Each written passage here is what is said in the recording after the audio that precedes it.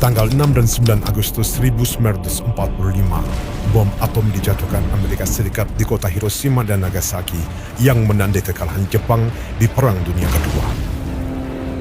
Marskal Hisaichi Terauchi, Komandan Operasi Wilayah Asia Tenggara, mengundang Soekarno-Hatta dan Dr. Rajiman ke Dalat, Vietnam untuk membahas kemerdekaan Indonesia di bawah Badan Bentukan Jepang yang disebut PPKI. Kemerdekaan ini adalah hadiah ulang tahun Anda, Bung. Sementara itu di Jakarta, melalui siaran radio dari Belanda, Sultan Syahrir mendengar pernyataan Kaisar Hirohito yang telah menyerahkan kedaulatannya kepada sekutu.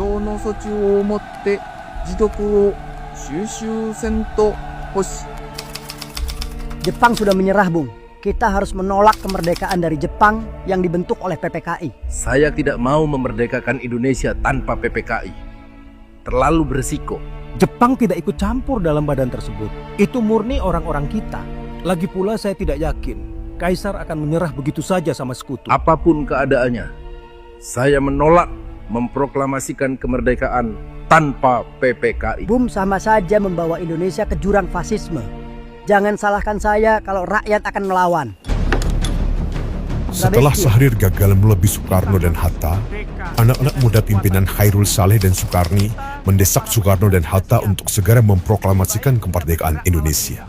Jepang akan melibas kita.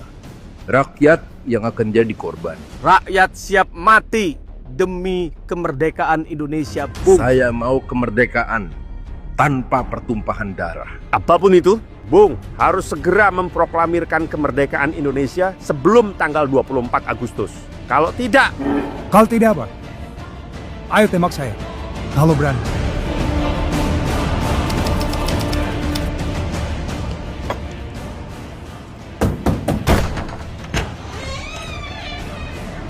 Bung harus ikut kami. Sekarang. Bagi anak-anak muda, sikap Soekarno dan Hatta akan mencederai kemurnian kemerdekaan Indonesia. Mereka akhirnya menjauhkan Soekarno-Hatta dari pengaruh Jepang yang ada di Jakarta. Kalian keterlaluan. Di mana kalian bawa para pemimpin itu? Dibawa ke Rengas Dengklok, Bung, agar pemimpin itu jauh dari pengaruh Jepang.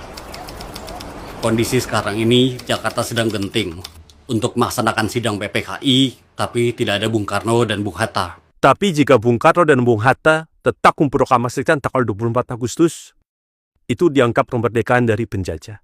Sepertinya anak-anak mudanya ada benarnya, Bung. Kemerdekaan harus kita raih sendiri, tanpa bantuan dari Jepang.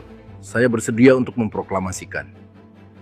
Asal kembalikan saya dan rekan saya ke Jakarta. Apa jaminannya? Nyawa saya, taruhannya.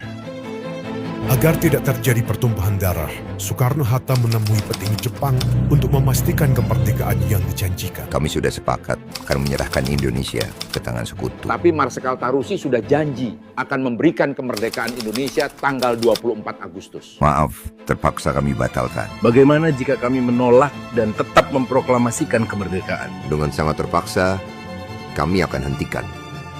Kalau perlu, dengan senjata. Beginikah sikap samurai yang kalian banggakan? Dalam keadaan kecewa akibat dikhianati, Soekarno-Hatta tidak punya pilihan lain selain memerdekakan sendiri walau terjadi pertumpahan darah. Tapi ternyata...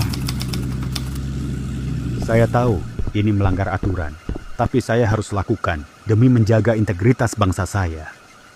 Jika Soekarno dan Hatta ingin proklamasikan kemerdekaan Indonesia, saya akan menjamin keselamatan kalian. Terima kasih. Pada pukul 10 malam tanggal 16 Agustus, dalam suasana genting, Soekarno, Hatta, dan Ahmad Subarjo berhasil menyusun teks proklamasi untuk dibacakan di pagi harinya tanggal 17 Agustus 1945.